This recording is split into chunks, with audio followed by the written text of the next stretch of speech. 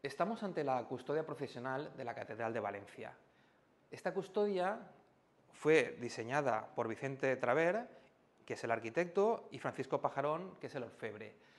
Se realiza en plata, con dorados, y también en la pieza principal, que es la que está en el centro, que es el viril, en forma de sol, encontramos también gran variedad de joyas, esmaltes, oro y platino.